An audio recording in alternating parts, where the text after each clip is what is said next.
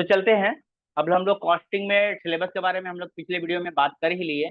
अब आगे बढ़ते हैं हम लोग, जो कि हमें कॉस्टिंग के बारे में डिस्कशन करेंगे। तो कॉस्टिंग का पहला चैप्टर स्टार्ट करते हैं ना, पहला चैप्टर का डिस्कशन करते हैं, जिसमें हम लोग वो अच्छी तरह से समझ में आएगा। चलिए आइए।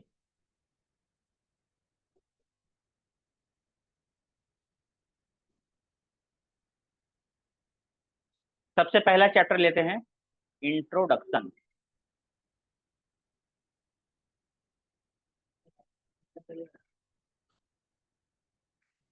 क्या है? इंट्रोडक्शन चैप्टर है ना। ठीक है, इंट्रोडक्शन चैप्टर है। चलिए, सबसे पहले हम लोग इंट्रोडक्शन किस चीज के बारे में जान रहे हैं? तो कॉस्ट अकाउंटिंग।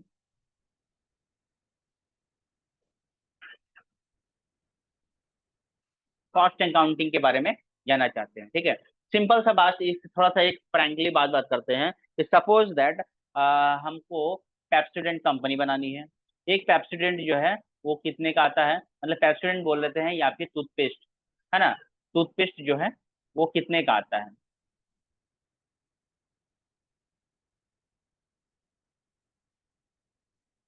ठीक है, ये टूथपेस्ट जो है वो कितने का आता है? 10 रुपए का।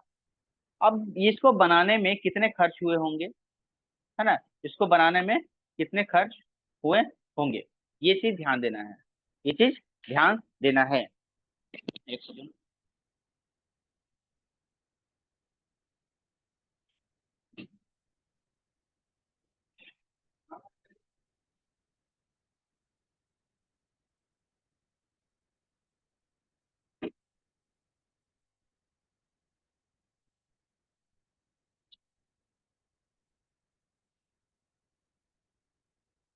तो पेप्सोडेंट की अगर बात करें, तो सबसे पहले मान लेते हैं कि पेप्सोडेंट तो आयुर्वेदिक चीज बनेगा।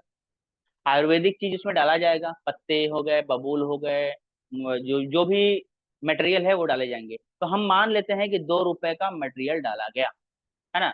हमने मान लिया कि इसमें 2 रुपए का मटेरियल डाला गया, ठीक है। 2 रुपए का मटेरियल डाला गया। अच्छा, उसके बाद अब जो है मटेरियल तो बन गया। अब रॉ मटेरियल मंगाने का खर्चा, है ना। रॉ मटेरियल मंगाने का खर्चा, तो उसमें फ्रेट लगेगा ना। तो सपोज दैट कि हमने उसमें 50 पैसा, है ना, खर्च किया। 50 पैसा खर्च किया, किसमें खर्च किया? फ्यूल में। और साथ में फ्यूल मतलब जलाने वलाने बनाने में।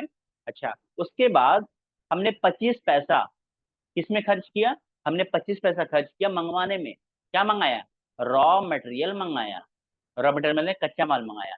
ठीक है, तो टोटल खर्च हमारा अभी तक हो गया तुम्हारा 2 रुपया, 2 रुपये 75 पैसा।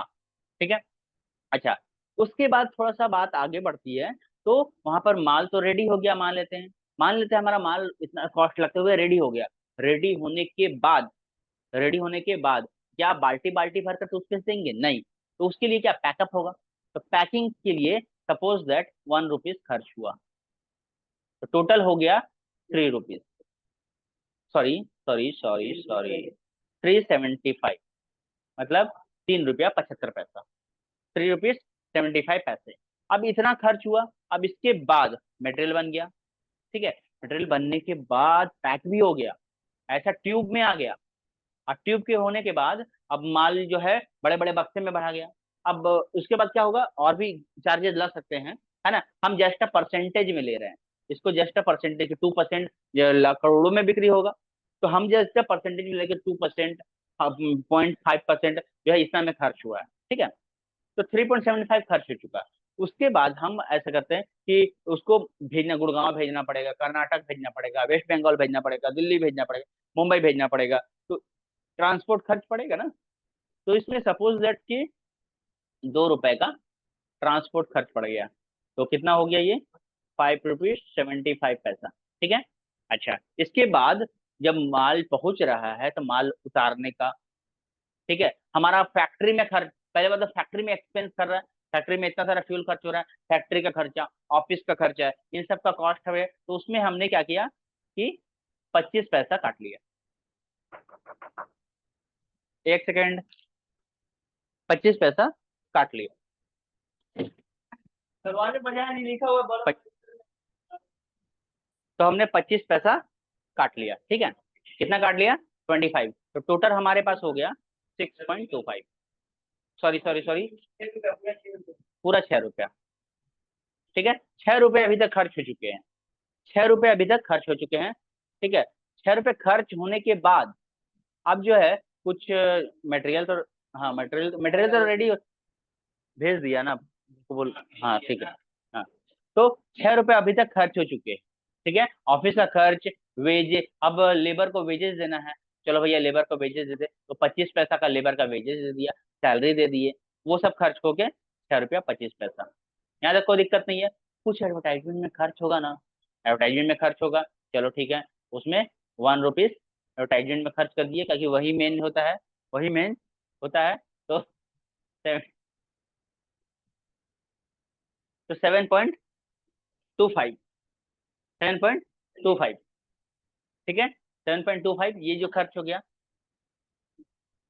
है ना, 1 रुपया खर्च हुआ है ना, तो 7 रुपया 25 पैसा टोटल कॉस्ट हो गया, कोई दिक्कत नहीं है। अब इतना तक खर्च होने के बाद अब जो है माल दुकान में पहुंचेगा ना, है 7 रुपया 25 पैसा। अब दुकान है तो वहाँ उसका ट्रांसपोर्ट पैसा खर्च होगा ना, उसका ट्रांसपोर्ट, तो उसमें क्या है, मान लेते हैं कि ट्रांसपोर्ट का जो खर्चा है अलग अलग जगह पर, वो 75 पैसा पड़ गया। टोटल मिला के कितना हो गया? 8 रुपए, 8 रुपए हो गया। गवर्नमेंट को कुछ जीएसटी वेस्टी देना होगा ना, ठीक है, तो गवर्नमेंट को कुछ देना पड़ेगा, 1 रुपया दे देते हैं, ठीक है। गवर्नमेंट का जो भी टैक्सेस है, हमने जीएसटी वेस्टी की बात नहीं की है, हमने कुछ हिस्सा जो है गवर्नमेंट को देना पड़ता है, तो हमको पता है। जनरली बात करें, डीपली बाद में जाएंगे, सारा चीज बाद में बात करेंगे। तो टोटल हो गया, हमने बताना था कि कॉस्ट क्या, 9 रुपया हो गया। मालिक अपना 1 रुपया प्रॉफिट रखेगा ना, 1 रुपया प्रॉफिट रखा गया, तो टोटल मिलाकर देखा गया तो 10 रुपया जो है, 10 रुपया हो गया। मतलब क्या है कि कितना का मटेरियल है और कितना सारा चार्जेस लगने के बाद वहां पर 10 रुपया देना। तो अगर हम बोलें कि पेप्सोडेंट या फिर हमारा जो टूथपेस्ट है, इसको खरीदने में 10 रुपया लगा है, तो ये गलत है। अगर बोले कि एक्चुअल में दाम कितना है उसका, तो एक्चुअल में उसका दाम कितना था? 2 रुपया। एक्चुअल में उसका दाम कितना था? 2 रुपया था। वो तो सारा पैकिंग चार्ज, ये वो सब ला रहे, तो एक कंपनी का बड़ा निर्माण कैसे होता है, एक कंपनी का फॉर्मेशन कैसे होता है, इस कंपनी इतने सारे एक प्रोडक्ट के पीछे कितने सारे कारनामे होते हैं, होने के बाद ये होता है, ठीक है। तो ये 10 रुपया का प्रोडक्ट बनाने के पीछे कितना काम होता है ना। अब यही जो है मल्टीप्लाई हो जाता है।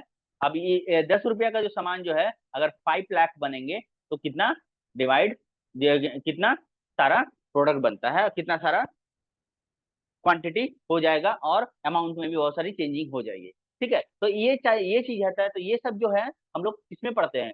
कॉस्ट अकाउंटिंग में पढ़ते हैं। ये जो चैप्टर है, ये जो सब्जेक्ट है, हमको वही दिखाता है कि एक्चुअल में किसी प्रोडक्ट का कॉस्ट कितना पड़ा है, एक्चुअल में किसी प्रोडक्ट का कॉस्ट कितना लग रहा है, कितना पड़ रहा है। तो इस कॉस्ट कॉस्ट अकाउंटिंग में एक्चुअली हम लोग क्या पढ़ते हैं, अब बताते हैं कि कॉस्ट अकाउंटिंग क्या है, इसके बारे में थोड़ा सा डिस्कस करते हैं कि कॉस्ट अकाउंटिंग क्या है ना। चलिए,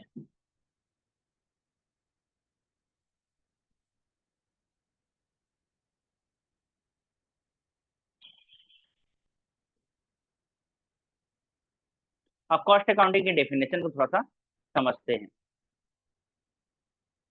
ओके, चलिए।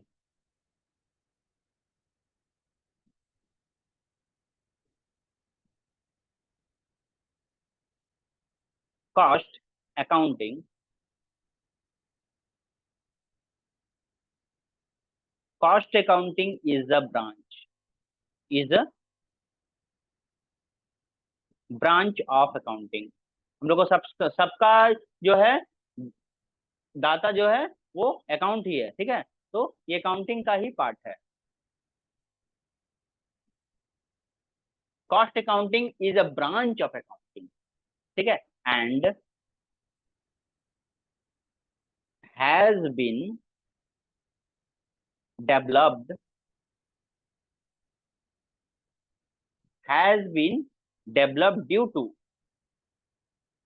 Due to limitation, limitation of financial accounting.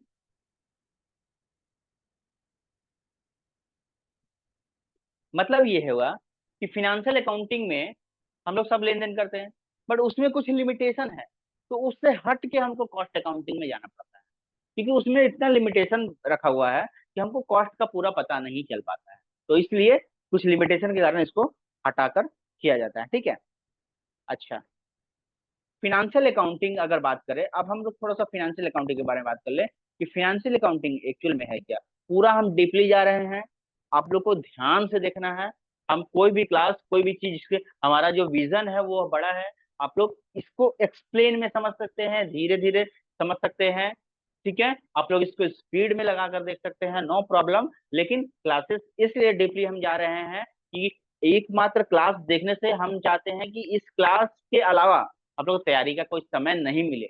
मतलब क्या है कि तैयारी का समय न लगे, इसमें जो इन्वेस्ट होने के समय, इन्वेस्ट के बाद आपका चैप्टर पूरा कंप्लीट हो जाए, वीडियो पूरा कंप्लीट होते होते आपका चैप्टर कंप्लीट हो जाए, और ये कॉन्सेप्ट जो है बुक में वापस नहीं जाना पड़े। हमारा ये कॉन्सेप्ट है, तो इसलिए हमने पूरा डीपली आपसे डिस्कस किया है। तो एक बार में नहीं, 4 बार में देखा जाए, लेकिन देखा जाए। ठीक है, आखिर लास्ट में मेहनत वही पड़ेगा। तो इससे अच्छा पूरी शुरुआत से ही साथ में रह जाए। तो फिनेंशियल अकाउंटिंग की अगर बात करें तो ये जो है एक preliminary pre sorry primary primarily concern with record record keeping keeping directed toward the preparation of preparation है ना preparation of profit and loss account and balance sheet. मतलब क्या है कि प्राइमरीली कंसर्न विथ, हम लोग पहले ही फाइनेंशियल अकाउंट में सीखते हैं ये प्रॉफिट एंड लॉस अकाउंट बनाना और बैलेंस शीट बनाना। ठीक है, तो ये कहाँ से निकल के आता है? ये चीज निकल के आता है हम लोग को फाइनेंशियल अकाउंटिंग से। कौन कौन सा? Cost accounting. ठीक है, कॉस्ट अकाउंटिंग यहीं से निकल कर आता है। अच्छा, और क्या होता है इसके बारे में थोड़ा जानने।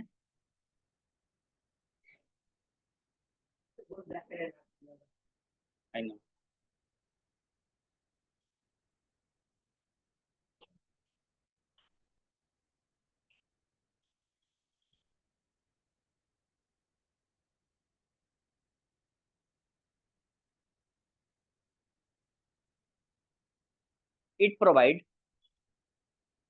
It it provide information. ये देता क्या है हम लोग को? इंफॉर्मेशन रेगुल regarding the profit regarding the profit and loss that the business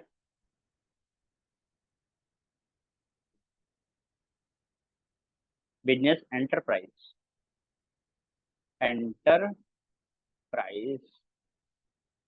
is making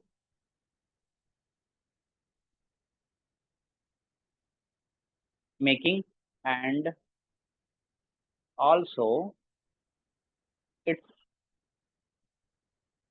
financial financial position on particular date। अब इस देखिए, इसमें क्या है कि थोड़ा सा कॉस्टिंग पढ़ते पढ़ते ना थोड़ा सा अकाउंट का भी नॉलेज मिल गया। क्या मिल गया कि ये फिनेंशियल अकाउंटिंग क्या करता है, पीछे जो हमने पढ़ाया फिनेंशियल अकाउंटिंग, है ना। ये फिनेंशियल अकाउंटिंग के बारे में अभी डिस्कशन चल रहा है।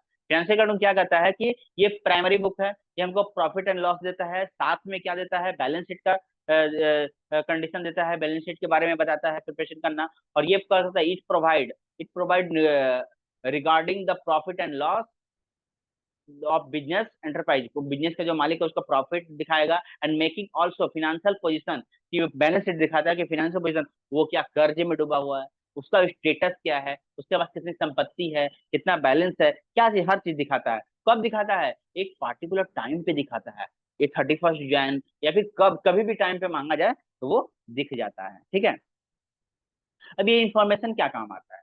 तो लिखेंगे दिस, क्योंकि ये काउंटिंग जो है ना इंफॉर्मेशन के लिए ही होता है। हमको बिजनेस में क्या चल रहा है, हमारे फैक्टर में क्या चल रहा है, ये सब चीज की जानकारी लेना ही, इंफॉर्मेशन लेना ही एक तरह का अकाउंटिंग और कॉस्टिंग है ना। ये इंफॉर्मेशन जानकारी है, तो information, this information concerning concerning the business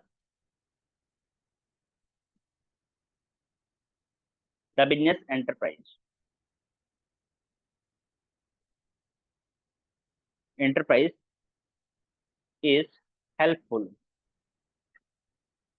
helpful to manage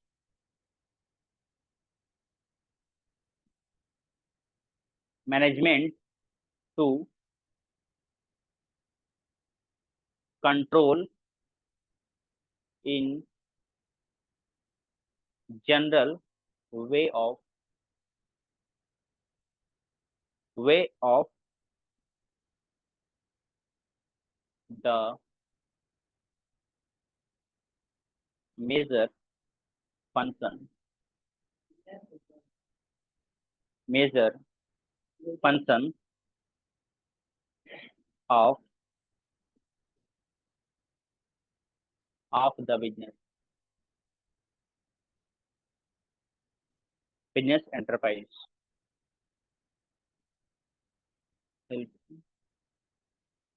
major function of a business। Example में ले लेते हैं, finance, administration, production production distribution.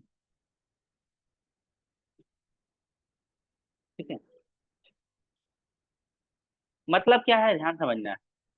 The information concerning the business enterprise, business के बारे में अगर जानोगे नहीं, बिजनेस के बारे में पहचानोगे नहीं, बिजनेस के प्रोडक्ट के बारे में नहीं जानोगे, बिजनेस का स्टेटस नहीं जानोगे, बिजनेस का प्रॉफिट होने वाला नहीं जानोगे, बिजनेस के क्या कहाँ तक ट्रांजेक्शन है ये नहीं, तो इसका मैं तो, अगर ये चीज इंफॉर्मेशन हमको मिलता है ना, फिनेंशियल अकाउंटिंग ही देता है। फिनेंशियल अकाउंट हमको देता है इन्फॉर्मेशन, हमको क्या हेल्प मिलता है फिनांस में, उसका हिसाब करने में, एडमिनिस्ट्रेशन उसका ठीक ठाक करने में, प्रोडक्शन करने में, बांटने में, कौन सा प्रोडक्ट कहाँ बेचना चाहिए, ये सब चीज जो है हमको नॉलेज कहाँ से मिलेगा, मिलेगा फिनेंशियल अकाउंटिंग से ही मिलेगा, सिंपल सी बात है ना। अच्छा, अगर इसके कमी होने से बाकी सब में डिस्टरबेंस आ जाता है। ठीक है, उसी तरह उसी तरह से कॉस्ट अकाउंटिंग की अगर बात करें,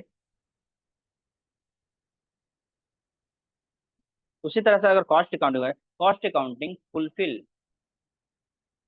फुलफिल दीज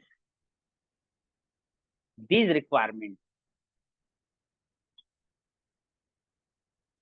फुलफिल का मतलब होता है कि जो कमी है उसको पूरा करता है, रिक्वायरमेंट। कॉस्ट अकाउंटिंग इसी फिनेंशियल अकाउंटिंग में जो ये सब फिनांस है, एडमिनिस्ट्रेशन है, तो किसी प्रोडक्ट को बनाने में कितना खर्च लग रहा है, वो सारा चीज को भरता है, सारा चीज को पूरा करता है। ठीक है, जो भी रिक्वायरमेंट है उसको पूरा करता है, कौन करता है? Cost accounting. ठीक है, in fact the development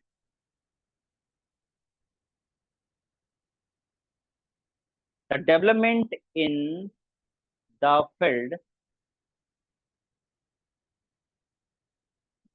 field of cost accounting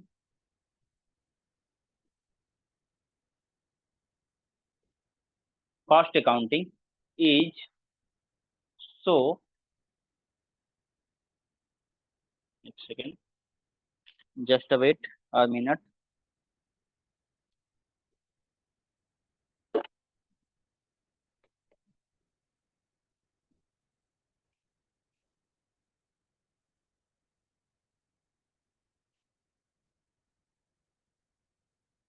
charge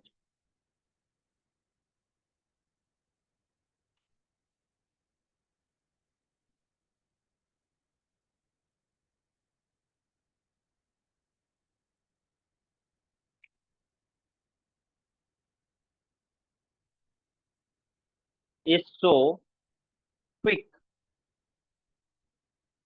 अब किसी प्रोडक्ट के बाद दाम के बारे में अगर अच्छी तरह से पता है तो हम फिनांस के बारे में अच्छी तरह से बता सकते हैं, प्रोडक्ट के बारे में अच्छी तरह से बता सकते हैं, प्रोडक्ट में कितना खर्च हुआ है उस हिसाब से हम सेल भी अच्छी तरह से कर पाएंगे, एडमिनिस्ट्रेशन भी कर पाएंगे। ठीक है, तो field cover quick and field cover field covered by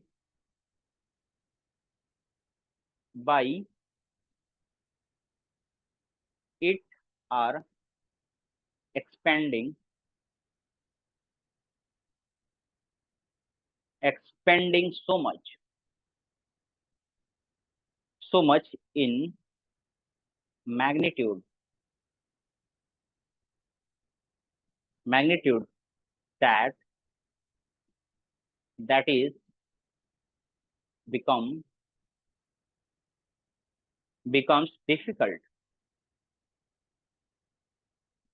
difficult for management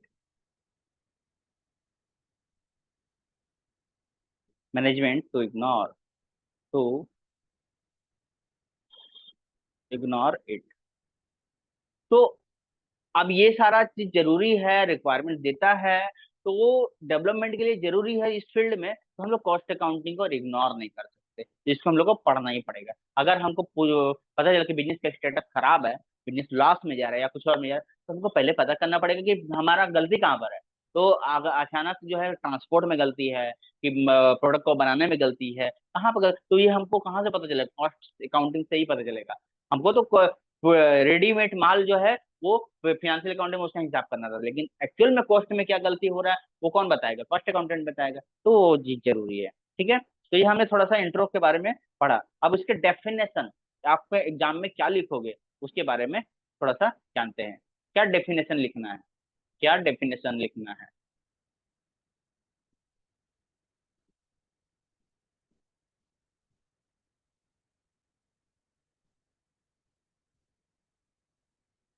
क्या डेफिनेशन लिखना है ना? तो डेफिनेशन लिखना है, जैसे WM हार्पिल, सॉरी हार्पर ने एक एग्जाम में आप लोग लिख कर भी सकते हैं, a cost is the value cost is the value of economic resource.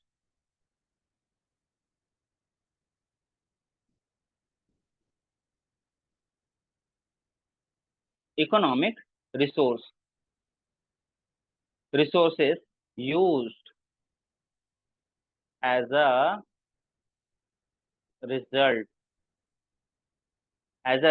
of producing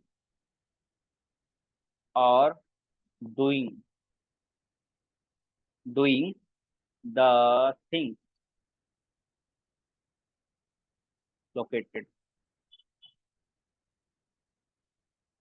मतलब a cost is the value of economic resources, मतलब इकोनॉमिक रिसोर्सेज का बाहर के जो भी चीज है उसको यूज करके हम लोग कमा सकते हैं ना। पानी ही बॉटल में भरकर हम लोग कमा रहे हैं, तो ये रिसोर्स है जो कौन सा रिसोर्स हुआ? इकोनॉमिक रिसोर्स हुआ। तो उसको हम लोग यूज भी करना, साथ में रिजल्ट ऑफ प्रोड्यूसिंग, है ना, प्रोड्यूस करने की, उसको यूज करके कुछ ना कुछ प्रोड्यूस कर सकते हैं। और डूइंग थिंग्स लोकेटेड, और डूइंग थिंग्स, और यह उसके साथ कुछ कर सकते हैं, तो ये चीज जो है कॉस्टिंग कहलाती है। ठीक है, a cost is a value, एक तरह का क्या है कॉस्ट? एक तरह क्या है, एक वैल्यू में क्रिएट होता है। किस चीज का वैल्यू? जो हम लोग बाहर से लकड़ी ले आ रहे हैं, तुलसी, बबूल, ये सब की तो उसके बदले में एक कॉस्ट वैल्यू रेडी कर रहे हैं। फ्री का भी गॉड, गॉड तो हम लोग को फ्री में दे रहा है, लेकिन हम लोग उसका कुछ कॉस्ट बना दिया है। बबूल फ्री में मिला, लेकिन हमने उसका कुछ कॉस्ट रखा तब जाकर बनाया। एक वैल्यू क्रिएट करना, ये कॉस्ट अकाउंटिंग कहलाता है। ठीक है, तो कॉस्ट अकाउंटिंग इसी, तो यही जो है कॉस्ट अकाउंटिंग है। अब जो है फाइनली, अब इसके बारे में थोड़ा समझेंगे कि कॉस्टिंग क्या है। क्या करेंगे? कॉस्टिंग। चलो भाई कॉस्टिंग समझ लेते हैं। कॉस्टिंग क्या है? कॉस्टिंग एक टेक्निक है। कॉस्टिंग, ठीक है, is a technique, is a technique है। टेक्निक एंड, इसको हम लोग प्रोसेस भी कह सकते हैं। प्रोसेस ऑफ असर्टिंग मतलब निकालना, ठीक है, असरटेनिंग मतलब निकालना, ठीक है। कॉस्ट, क्या निकालना? कॉस्ट निकालने की एक प्रोसेस है, ठीक है, एक ट्रेनिंग, एक टेक्निक है ये। क्या ये टेक्निक है? ठीक है, तो ये चीज हो गया। अब थोड़ा सा और एक्सप्लेन में चलते हैं। तो according to Weldon, according to Weldon, ठीक है, ने कहा, क्या कहा? क्या कहा? The classifying, the classifying recording, classifying, recording and appropriate, appropriate allocation, allocation of expenditure, जो भी हमारे खर्च हो रहे हैं उसको सही सही जगह पे दाम सही लगा के एग्जिस्ट करना, बताना। Expenditure, expenditure for the, for the determination, deter,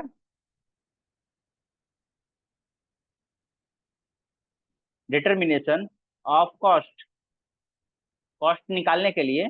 आप किस चीज का कॉस्ट निकालना भाई? प्रोडक्ट का, ठीक है, प्रोडक्ट या किसी सर्विस का, या किसी सर्विस का,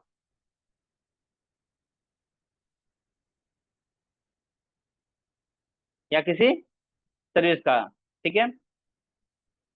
किसी भी चीज के बारे में पूरा क्लासिफिकेशन करना, रिकॉर्डिंग करना, अप्रोप्रिएट करना, ठीक है, एक्सपेंडिचर को जोड़ना। तो ये जो रिलेशन है, the relation, the relation of this cost to sale. अब इसको रिलेशन को क्या करना है? सेल से जोड़ना, सेल से जोड़ना, किस सेल का एक वैल्यू होगा उससे जोड़ना, द सेल वैल्यू, ठीक है, असर्टेन प्रॉफिटेबिलिटी। और क्या निकालने के लिए?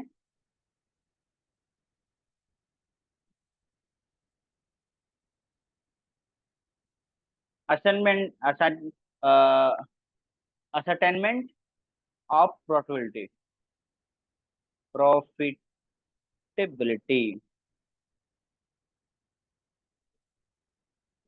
मतलब प्रॉफिट निकालने के लिए ये सारे चीज को एक साथ जोड़ना, निकालना, ठीक है, यही क्या कहलाता है? कॉस्टिंग कहलाता है, कॉस्टिंग कहलाता है। ठीक है, कुछ एग्जांपल से समझते हैं चीज को, कुछ एग्जांपल से चीजों को समझते हैं।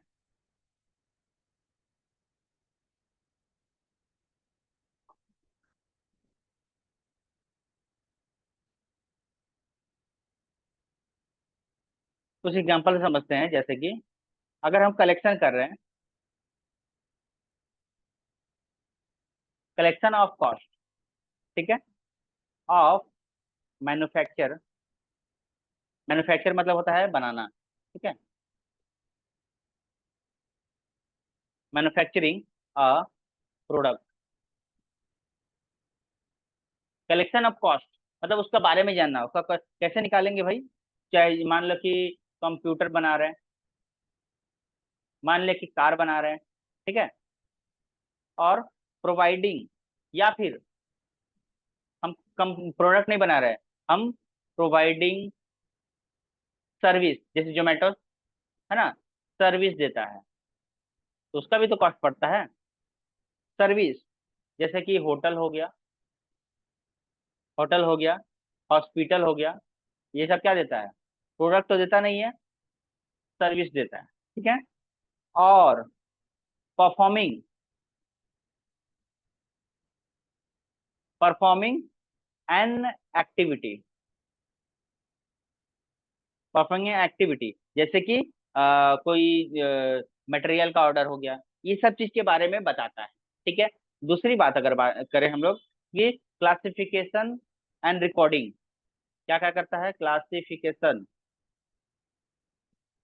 And recording, classification and recording of cost. ठीक है। अकॉर्डिंग टू क्या? एलिमेंट कितना लगा है, ठीक है, और एलिमेंट मतलब उसमें कितना कहना, कौन कौन सा चीज यूज किए हैं, और साथ में बिहेवियर, मतलब कोई सर्विस है, जोमेटो वाला ठीक से सर्विस नहीं दे रहा है, उसका बिहेवियर हुआ ना, उसके अकाउंट के हिसाब से उसको पैसा देंगे ना। ठीक है। अच्छा बिहेवियर है, 5 स्टार मिला, तो उसका सैलरी बढ़ेगा। ठीक है। अच्छा, दूसरी बात क्या? Allocation, allocation of and appropriation, sorry appointment, appropriation, अप्रो अप्रोप्रिएशन, अप्रोप्रिएशन नहीं है, अपॉइंटमेंट है, of cost, of cost which can not be directly, directly charge to production.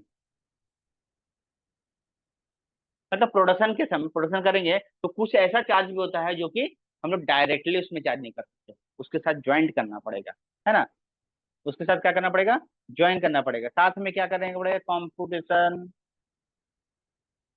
Computation of total, total and per unit, per unit cost of product, product and service. ठीक है। मतलब क्या है कि product हो या सर्विस हो, लेकिन सारा तो बन गया, लेकिन एक चीज का, मैंने एक पेंसिल का, एक बॉटल का दाम कितना है, उसको कहाँ से निकालेंगे? कॉस्ट से ही निकालेंगे, ये पता चलता है। साथ में ये पता हमको दे करके देता है कि retail, sorry relate, relate the cost, cost to sale value, value for assent, ascertain profit, क्या? प्रॉफिट निकालने के लिए ये काम करता है, ये क्या करता है? हेल्प करता है ना। तो ये सारे चीज जो है कॉस्टिंग के, कॉस्टिंग क्यों जरूरी है, कॉस्टिंग के बारे में पता चला हम लोग को, और ये सारे एस्पेक्ट थे जिसके कारण हम लोग ये जरूरी समझते हैं कॉस्ट अकाउंटिंग को करने के लिए। ठीक है। तो ये हमने आज की क्लास में हमने डिस्कस किया बहुत सारी बातों को, आप लोग अच्छी तरह से ध्यान से सुनोगे। और सेकंड क्लास में हम लोग डिस्कस करेंगे कॉस्ट अकाउंटिंग के बारे में, कॉस्ट सेंटर के बारे में, बहुत सारे डिफरेंस के बारे में डिस्कस करेंगे। तो मिलते हैं हम लोग नेक्स्ट क्लास में।